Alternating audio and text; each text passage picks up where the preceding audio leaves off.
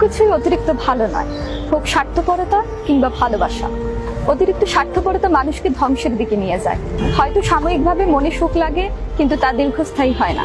যারা আমাদেরকে ভালোবাসে তাদের অভাবে আমরা কষ্ট পাই না, আমরা কষ্ট পাই তার কাছ থেকে যাকে আমরা মন থেকে ভালোবাসি।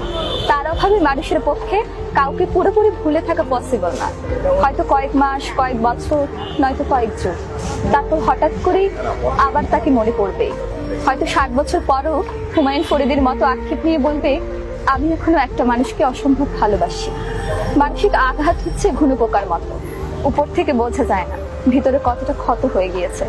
সবসময় সমাধান খুঁজতে হয় না, মাঝে মাঝে চোখ দিয়ে তাকিয়ে দেখতে হয় অসহায়ের সুযোগ নিয়ে কে কেমন রং বদলায়। কিছু কিছু রিলেশনশিপে বাচ্চার নাম পর্যন্ত ঠিক হয়ে যায়, কিন্তু শেষ পর্যায়ে এসে বাচ্চার মা বাবারাই হারিয়ে যায়।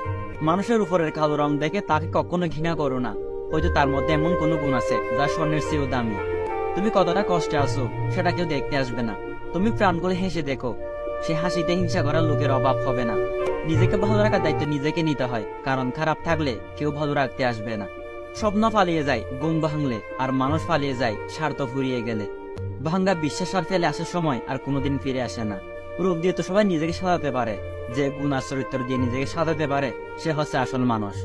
কাউকে নিজের সাথে বেশি ভালোবাসতে যেও না, কারণ ভালোবাসা এমন একটা জিনিস তা বেশি পেলে অবহেলা করে। কেননা ভালোবাসার মর্যাদা সবাই দিতে পারে না। জীবন একমাত্র সেই সুখী মানুষ যে সমস্ত খারাপ পরিস্থিতিতেও নিজেকে মানিয়ে নিতে পারে।